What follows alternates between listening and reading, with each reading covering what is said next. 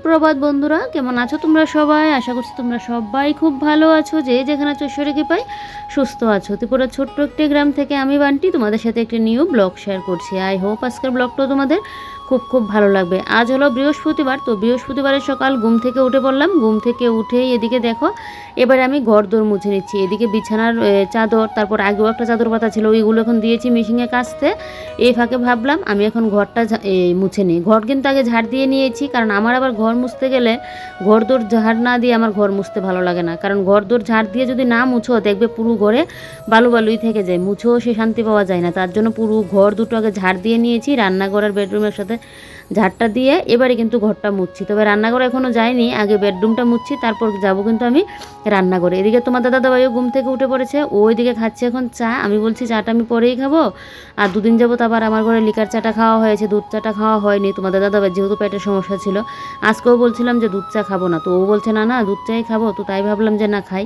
তো তোমাদের দাদাভাই এদিকে চাটা খাচ্ছে, আর আমার চাটা আমি বলে দিয়েছি রেখে দেওয়ার জন্য, আমি খাবো। আমি আগে এই ঘরটা মুছে আসি। সকালবেলায় না একটু তাড়াহুড়ো করে না করলে এদিকে আবার বরমশাইকে না খেয়ে দোকানে যেতে লাগবে, তো সেদিকে তো আমার আবার মানে খেয়াল রাখতে লাগবে। তো তাই কিন্তু তাড়াহুড়ো করে ঝটপট করে আগে ঘরটা মুছে নিচ্ছি। তো আমার তো ঘর মুছতে গেলে অনেকটা সময় লাগে জানোই, ওই যে খাটের তলা, তারপর কোনাকানি মেরে ঘর মুছতে গেলে না বেশ অনেকটা সময় লেগে যায়।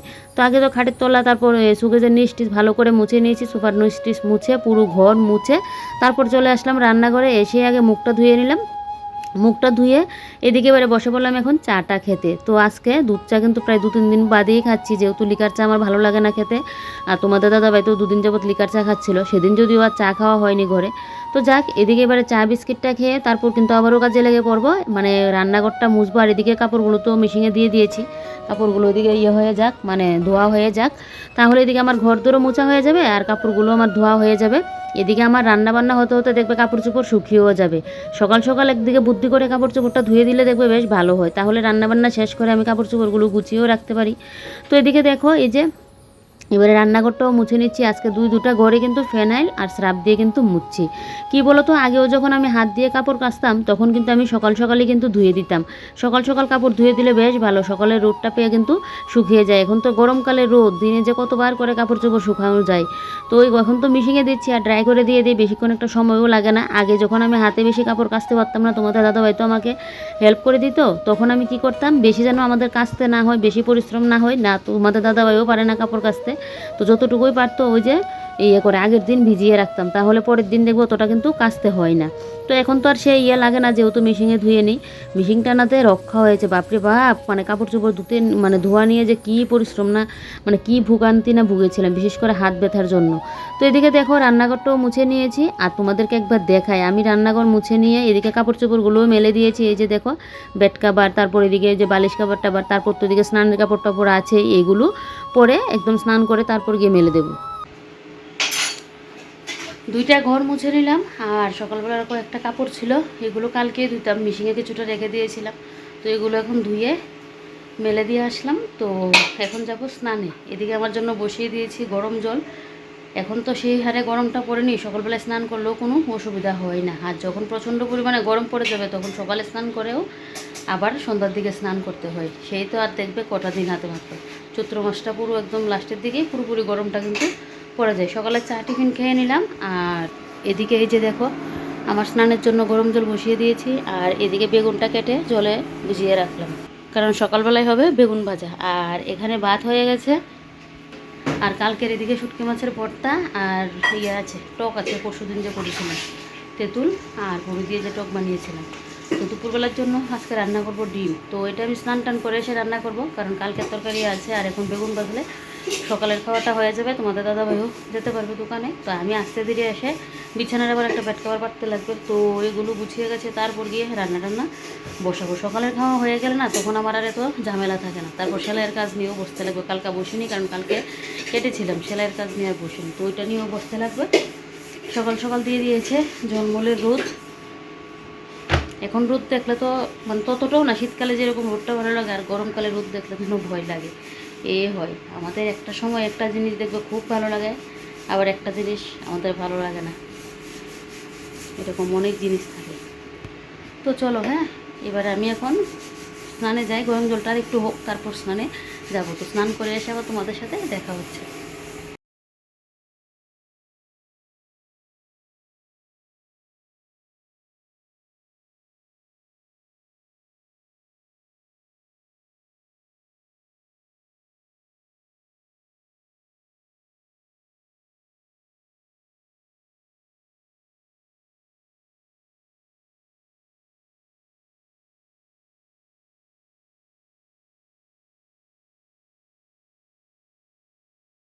স্নান করে এসে কিন্তু আগে আমি বেগুন ভাজিটা বসিয়ে দিয়েছি, আর তো ভাতটা হয়ে গেছে দেখলেই। তো এদিকে দেখো এবার এই জায়গাটা এখন মুছে নিচ্ছি। এই জায়গাটা এখন মুছতাম না, পরেই মুছতাম, কিন্তু আমি দেখছি এখানে জল ছিটে পড়ে আছে, তো তার জন্য এই জায়গাটা যতক্ষণে না মুছবো আমি যেন একটা শান্তি পাবো না। হয় না অনেক কিছুতে একটা খুঁতখুঁতে, আমার হলো গিয়ে এটা যখন একটা জিনিস আমি চোখে দেখছি যে না এই জিনিসটা হয়ে আছে, যতক্ষণ আমি না করব আমি যেন কোনো কিছুতে শান্তি পাই না। তো তাই জন্য এই জায়গাটা একটু মুছে দিয়েছি। দিয়ে এদিকে দেখো এবারে এই নিচটা একটু মুছে দিচ্ছি। স্নান করে এসে কিন্তু আগে সিঁদুরটা গিয়ে পড়তাম, কিন্তু সিঁদুরটা আর পড়িনি। ওই এসে আগে বেগুন ভাজাগুলো বসালাম। তোমাদের দাদাভাই যেহেতু স্নানে গেল যে না ও তো খেয়ে যাবে তাই। তো এদিকে দেখো এবারে উপরের জায়গাটা যেহেতু মুছলাম, নিচটাও মুছলাম, আর রান্নাবান্না তো পরে বসাবো। আর রান্নাবান্না করতে গেলেও আমি নিচে বসে সবজিটা কাটবো, উপরে আর দাঁড়িয়ে সবজিটা কাটবো না। তো তার জন্য আমার এই জায়গাটা নোংরা হবেও না। তো তাই জন্য কিন্তু এই জায়গাটা একবার ধরলাম, যেহেতু ভাবলাম যে না মুছেই নিই। কাজে যেহেতু ধরেছি তো আমার একটা কাজ কমেও থাকলো, এই কাজটা থাকবে না, তাই কাজ যেভাবে কমিয়ে রাখা যায়। আর এখন তো আমি সেলাই কাজ শিখছি, তো আমার ঘরেও একটু টাইম দিতে হয়, সেলাই মানে মেশিন চালাতে হয়, কারণ এখনও পর্যন্ত না আমার মানে ইয়েটা কিন্তু অতটা পারফেক্ট হয়নি। ওই যে সেলাই মেশিন চালানোটা হঠাৎ করে যেন মানে হয়ে যায়, চালাতে গেলে একটু অসুবিধা হয়, তারপর সেলাই করতে গেলে অসুবিধা হয়। তো কালকে তো কোনো সেলাই করিনি, শুধু কেটেছিলাম, দেখলে ব্লগে শেয়ার করেছিলাম। তো আজকে আবার রান্নাবান্না শেষ করে ভাবছি সেলাইয়ের কাজ নিয়ে বসবো। এদিকে আবার সন্ধ্যাবেলায় ক্লাসও আছে, তো তাই চেষ্টা করি একটু ঘরের কাজগুলো একটু তাড়াতাড়ি কমপ্লিট করার জন্য, তাহলে আমি একটু সেলাইয়ের মধ্যে একটু সময় দিতে পারবো। আর সময় না দিতে পারলে দেখবে কোনো কাজই কিন্তু শেখা যায় না, তো তার জন্য সময় তো আমার দিতেই লাগবে। আগে যে এই টাইমটা আমি নিজের মধ্যে মানে নিজের মতো করে সময়টা কাটাতাম, এখন আমি এই সময়টা আমার সেলাই কাজের মধ্যে দেবো। তো হাতের কাজ না দেখবে, যে কোনো হাতের কাজ কিন্তু শিখে রাখা ভালো। এবার সেটা যে কোনো কাজ হোক, হাতের কাজ যে কোনো কাজই শিখে রাখা দেখবে খুব ভালো কিন্তু। কারণ নিজেরগুলো তো আমি সেলাই করতে পারবো বলো, অন্য আরেকজনেরটা না করি আমার ড্রেস বলো, নাইটি বলো, চুড়িদার বলো, ব্লাউজ বলো, এগুলো তো নিজেরটাই নিজে আমি করতে পারবো। তো তার জন্য আমি মনে করি নিজের হাতের কাজটা করে রাখা ভালো। বা সময় আমি যখন একদম পুরো পারফেক্ট হয়ে যাবো সেলাইয়ের মধ্যে, তখন আমি অন্য কারোরগুলো সেলাই করতে পারবো। আর ঘরে বসে এরকম টুকিটাই কি মানে রোজগার না কেই বা না করতে চাই বলো, নিজের পায়ে দাঁড়াতে কিন্তু সবাই চায়, তবে সেলাইয়ের কাজ করে তো নিজের পায়ে দাঁড়ানো অনেক কঠিন। মানে এটার টাকাটা তো আর বেশি না, ওই যে ব্লাউজ সেলাই করলে এরকম 300 400 500 এরকম হয়। তারপরও আমি তো আর অতটা না, মানে আজকে হয়তো এখন আমারগুলোই আমি করব, এখন যখন আবার পারফেক্ট হবো তখন তো মানে লুকেরগুলোও করতে পারবো। তো সে বলছি না, মানে আমার হলো গিয়ে মানে হাতের কাজটা শিখে রাখা গিয়ে হলো গিয়ে কথা, নিজের কাজটা নিজে করতে পারবো, তাই জন্য কিন্তু আমি হাতের কাজটা শিখে রাখলাম। হাতের কাজ নাকি জীবনেও কোনো দিন হয় না, তো তাই জন্য না মানে আমি মনে করি যে কোনো একটা হাতের কাজ শিখে রাখা প্রত্যেকটা মেয়েরই দরকার। এবার যার যেটাতে মন চায় সেটাই করেই কিন্তু ভালো। আমার ঘরের কাজগুলো যদি আমি করতে পারি, না হলে আমার ব্লাউজ সেলাই নাইটি সেলাইয়ের মধ্যে তো আর বেশি যায় না, বিশেষ করে ব্লাউজ সেলাইগুলোর মধ্যে কমও কিন্তু খরচা হয় না। তো যাক, এদিকে দেখো এবারে এই মানি প্ল্যান্টগুলোকে একটু ভালো করে ধুয়ে দিলাম, আর জলটা একটু চেঞ্জ করে দিয়েছি, কারণ আমি না কদিন বাদেই কিন্তু মানি প্ল্যান্টের জলটা আমি একটু চেঞ্জ করে দিই, কারণ জলটা চেঞ্জ করে দিলে ভালো। আর এদিকে দেখো এবারে মানি প্ল্যান্টগুলো মানে গাছগুলোকে একটু ঠিকঠাক করে দিচ্ছি। আমার তো মাটির মধ্যেও আছে, আর কয়েকটা আবার জলের মধ্যেও লাগিয়ে দিয়েছি, দেখতাম মানে জলের মধ্যে কতটা গ্রো করে। অনেকের বাড়িতে দেখি আমি জলের মধ্যে কি সুন্দর মানে গ্রো করেছে, একদম ঝাঁকুনি দিয়ে পড়ে আছে, মাটির থেকে যেন জলের এটা ভালো হয়েছে। অনেকের বাড়িতে দেখি, কিন্তু সবার বাড়িতে ঠিকঠাক ভালো হতে চায় না কেন, এটা আমি জানি না। আর একটা ধপাস করে শব্দ শুনলে, আমি তো পেছনের রুমে বসে বসে ভিডিওটা মানে এডিটিং করছি, ভয়েস ওভারটা দিচ্ছি, তখনই একটা হাওয়া দিচ্ছে। আমাদের এখানে এখন কদিন যাবতে হাওয়া দিচ্ছে, ঠিকঠাক রোদটা যেন ভালো মতো উঠছে না, হাওয়ার সাথে পেছনের রুমের জানলাটা সে ধপাস করে যেন লাগলো, ওইটার শব্দই কিন্তু শোনা গেছে ভিডিওতে। তো এদিকে দেখো এবারে এই যে মানি প্ল্যান্ট গাছগুলোকে একদম সুন্দর করে এইভাবে সাজিয়ে সাজিয়ে রাখছি। আমার তো বেশ ভালো লাগে, আমার সব থেকে পছন্দের গাছ হলো গিয়ে কিন্তু মানি প্ল্যান্ট, আমার যেন ফ্রেশ লাগে মনটা মানি প্ল্যান্টটা দেখলে। তো এদিকে দেখো মানি প্ল্যান্ট গাছ তো আমার এদিকে সাজানো হয়ে গেছে দুইটার মধ্যে। তো চলো এবার এগুলোকে রেখে দিয়ে তারপরে এই যে বক্স থেকে এখন নিয়ে নেবো কয়টা ডিম। তো ডিমগুলো কালকে রাত্রে এনেছিল, আজকে রান্না করব ডিম। আগে থেকে যদি প্রিপারেশান থাকে যে সকালবেলা উঠে আজকে আমি কী রান্না করব, তখন দেখবে কাজটা যেন অনেকটা সহজ হয়ে যায়। অনেক সময় কী হয় বলো তো, ঘরে শত সবজি থাকা সত্ত্বেও মানে কী রান্না করব সেটাই যেন মানে মাথায় কাজ করে না। তো আজকে আগে মাথায় থেকে আমি প্রিপারেশান নিয়ে নিয়েছিলাম, কালকে তোমাদের দাদাভাইকে রাত্রে বলে দিয়েছিলাম ডিমটা আনার জন্য, কারণ ঘরে ডিমটা আমার শেষ হয়ে গিয়েছিল। সেদিন ডিম এনেছিল, কালকের কথাই বলেছিলাম, কালকে সকালে এনেছিল, কালকে না পরশু দিনকে এই বিকেলের দিকে এনেছিল, তখন আবার চপ বানিয়েছিলাম সন্ধ্যাবেলায়। ওইটা না হয় তোমাদের সাথে একটা ভিডিওতে আমি শেয়ার করব, জানি না ক্লিপিংটা আছে কি না ডিলিট করে নিয়েছি। এটা আমি ফেসবুকে আবার শেয়ার করেছিলাম, ঘরে যে আমি চপ বানিয়েছিলাম, কী যে টেস্ট হয়েছিল খেতে তোমাদেরকে বলে বোঝাতে পারবো না, অতটা টেস্ট হয়েছিল, দেখতেও একদম লোভনীয় হয়েছিল, একদম দোকানের মতো চপ বানিয়েছিলাম, খুব সুন্দর হয়েছিল। যেরকম খেতে হয়েছিল সেই রকম দেখতেও কিন্তু হয়েছিল। তো যাক, এদিকে দেখো এবারে বিছানা চাদরটা পেতে নিচ্ছি। এই চাদরটি পেতে নিলাম, কারণ এর আগে তো একটা যে 7D বেড কাভারটা ওইটা পেতেছিলাম, তারপর আবার এটা পেতে নিয়েছিলাম। তো আজকে ধুয়ে ভাবলাম যে এটাই পেতে নিই, ওইটা আর পাতবো না এখন, এটা আবার পরে না হয় পাতবো, কারণ ওই বেড কাভারটা তো খুব সুন্দর, তো ভাবলাম যে পরেই করবো। আর এই বেড কাভারগুলো তো খুব ভালো লাগে আমার, বাটিকের মধ্যে যে হয় বেড কাভারগুলো, বেড কাভার তারপর আমার যে একটা বাটিকের নাইটি পরি আমি, এগুলো কিন্তু একসাথে আনা হয়েছিল আমাদের এখান থেকে, খুব ভালো পড়েছে দুটো জিনিস, এই বেড কাভারটাও আমার নাইটিটাও খুব ভালো হয়েছে। কিন্তু ওই দিদি এখন আর আমাদের এখানে থাকে না, মানে আমার বাপের বাড়ির এখানকার কথা বলছি, এখানে আর নেই, মানে নেক্সট বার গিয়ে জানবো তখনই শুনি উনি আর এখানে থাকবেন না, মানে উনি চলে যাবে, মানে উনির বাবার বাড়ি হলো গিয়ে কলকাতা, মানে শিলিগুড়ি না কোন জায়গায় জানি, তো ওখানে নাকি উনি চলে যাবে। তো তাই তো আর আনতে পারলাম না, না হলে ভেবেছিলাম আরও কয়েকটা জিনিস আনবো। একবার যে কোনো জিনিস একটা দোকানদারের থেকে আনার পর জিনিসটা যখন তুমি ইউজ করে দেখবে খুব ভালো হয়, তখন দেখবে ওই দোকানদার থেকে কিন্তু জিনিসপত্র আনার খুব ইচ্ছে হয়, 1 টাকা বেশি হলো তারপরেও দেখবে আনতে কিন্তু ইচ্ছে হয়। আর এদিকে বালিশগুলো রোদে দিয়ে দিলাম। আমার বর মশাই আবার 2 দিন যাবৎ, ফার্স্টে তো হয়েছিল জ্বর, তারপর তো শরীর হাত পা ব্যথা, জ্বর, তারপর ছিল ঘাল কান ব্যথা, তারপর এটাও এখন একটু একটু ঠিক হলো, এখন আবার হয়েছে ঘাড় ব্যথা, তাহলে বুঝো তো।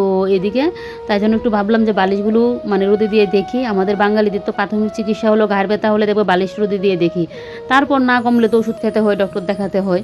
আগে প্রাথমিক যে চিকিৎসাটা আমরা করি সেটা হলো গিয়ে বালিশ রোদে দেওয়া, এটা দিয়েও কিন্তু কমে কিন্তু অনেক সময়। আমি তো এরকমটা করি, আমার ঘাড়টার ব্যথা হলে তখন কিন্তু এরকমটা করি। কতদিন আগে বাপরে বাপ কী পরিমাণে আমার যে ঘাড় ব্যথা হতো, এত পরিমাণে ঘাড় ব্যথা, সন্ধ্যাটা হলেই আমার এই ঘাড় ব্যথা কি, আর ঘাড় ব্যথা হলে দেখবে যা অসহ্য লাগে। আমার মনে হয় তখন তো মেশিনে আমি নতুন নতুন সেলাইয়ের কাজ শিখছি, আর নিচের দিকে তাকিয়ে তাকিয়ে কাজগুলো করতে হতো, সেই জন্য মনে হয় হঠাৎ করে চাপটা পড়েছে, তো তাই মনে হয় এরকমটা হয়েছিল। এখন আবার এরকমটা নেই, ঘাড় ব্যথা হলে কিন্তু অনেকটা কষ্ট হয়, দেখবে না এদিক করা যায় না ওই দিক করা যায়, এরকম অবস্থা হয়। আর আজকে ডিমের ঝোল রান্না করেছি একদম দুবেলার জন্য, দুপুরে রাত্রিবেলার জন্য। আর ডিমটা আজকে একটু অন্যরকমভাবে কিন্তু করেছি, পেঁয়াজ রসুন দিয়ে মাংসর মতো করে ডিমটা কিন্তু করেছি। এখন একদম একবারেই রান্নাটা করে নিলে ভালো হয়। এখন তো ভাবছি কালকে থেকে একদম সকালবেলা একটু আমার লেট হলে হবে, একদম 3 বেলা রান্না একসাথেই করে নেব। সকালে তো একটা কিছু ভাজি টাজি দিয়ে খাওয়া হয়ে যায়, দুপুরে রাত্রিবেলার মানে 3টা রান্না একসাথে করে নেব। কেন? কারণ এখন গ্যাসের সমস্যায় এত ভোগান্তি ভুগছে সবাই। আমার যদিও বা কদিন আগে আমার একটা গ্যাস থাকা সত্ত্বেও আমি আরেকটা গ্যাস আমার ঘরে নিয়ে মানে আনা হয়েছে। আমি তোমার দাদাভাইকে বলেছিলাম খবরটা, নিউজটা শোনার পর যে এরকম এরকম হবে। আমি আমার বাবাকেও ফোন করে বলে দিয়েছিলাম, বাবুও ঘরের জন্য এনে মানে নিয়েছে, কারণ মা অসুস্থ এখন। মা মানে যদি গ্যাস টেস না থাকে, বাবু তো আরও ওই মাটির উনুন বানিয়ে তারপর রান্না করা কত যে কষ্ট, ওইটা পারবো না। তারপর আরও কত মানে কাজ থাকে একটা সংসারে। তো মা যেহেতু অসুস্থ, বাবার সংসারে যদি গ্যাসের ইয়েটা না থাকে, ওদের তো অনেকটাই কষ্ট হয়ে যাবে। আমাদের দেখবে অনেক সময় একটা না একটা কষ্ট করে কিন্তু আমরা মহিলাটা করে নিতে পারি, আর ঘরের মহিলাটা যদি অসুস্থ থাকে, পুরুষ মানুষের তো অনেকটা কষ্ট বলো। আর এখন তো গ্যাসের সংকট চলছে পুরো ইয়েতে, তো সেই ভয়ে আমি মানে অনেক দিন আগে নিউজটা দেখার পরে তোমাদের দাদাভাইকে বললাম, তারপর আমার বাবুকে বললাম, গ্যাস টেস কিন্তু এনে রেখে দিয়েছে, যা সমস্যা হচ্ছে। আমার এখানেও তো বলো ওই গ্যাস না থাকলে কী হয় বলতো, ইন্ডাকশানে রান্না করতে হয়। তো ইন্ডাকশানে রান্না করতে গেলে আবার সব বাসনের মধ্যে ইন্ডাকশানে রান্না করা যায় না, যদিও আমার এয়ার ফ্রায়ার আছে, এগুলোর মধ্যেও করতে পারবো। এয়ার ফ্রায়ারে তো আবার ঝুলটুল মানে এরকম মানে করা যায় না, সব কিছু দিয়ে বসিয়ে দিতে হয়, ব্যাস মানে সেদ্ধ হয়ে যাবে, কিন্তু ঝুলটুল যে করা ওইটা আবার হয় না। তো ভাজি ভুজি জিনিসটা ভালো হয়, মানে কম তেলের ইয়েটা যে। তো ইন্ডাকশানের মধ্যে করতে গেলে একটাই অসুবিধা, ওই করতে গেলে আমার সব বাসন কুসন নেই, তো তাই। কারণ আমি তো ইন্ডাকশানে রান্নাবান্না করি না, যদি সবসময় রান্নাবান্না করতাম তাহলে তো আবার বাসন কুসনটা থাকতো। তো যাক, তাই জন্য কিন্তু গ্যাসটা আমার আনা হয়ে গেছে। তো এখন থেকে ভাবছি 3 বেলার একসাথে রান্না করে নেব, না হলে তো আমি এই দুপুরে দেখবে আমার ঘরে কিন্তু ওই যে 5 রকম পদ একসাথে রান্না করা ওই রকম কিন্তু হয় না। আমি সকালে একটা করলাম, দুপুরের জন্য একটা করে নিই, বেশ। তারপর রাত্রিবেলা অন্য সময় যদি আগের তরকারি থাকে এটা দিয়ে হয়ে যায়, না হলে আবার রাত্রিবেলা একটা কিছু করতে লাগে, এই করে গ্যাসটাও বেশি লাগে। তো তাই ভাবছি কালকে থেকে একদম 3 বেলা রান্না একসাথে করে নেব। যা গ্যাসের সংকট এখন চলছে, কবে যে এগুলো ঠিক হবে, না হলে তো একদম মাটির উনুন জ্বালাতে লাগবে, তার জন্য আবার লার্কি কাঠ কিনে আনতে লাগবে। আর এদিকে দেখো এই ছুরিটা গরম করে নিয়েছি, আর এই বোতলের মুখ তো ভেঙে গিয়েছে, এই বোতলগুলোই আমার ঘরে নেই, শুধু একটা বোতল আছে তেলে রাখার বোতলটা।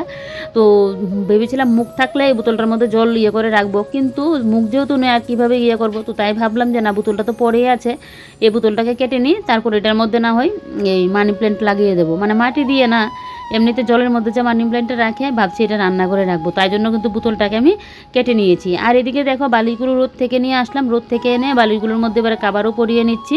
এই 2টা বালিশের মধ্যে তো দিয়ে দিলাম, এবারে কুল বালিশটার মধ্যেও কিন্তু কাবারগুলো পরিয়ে দিচ্ছি।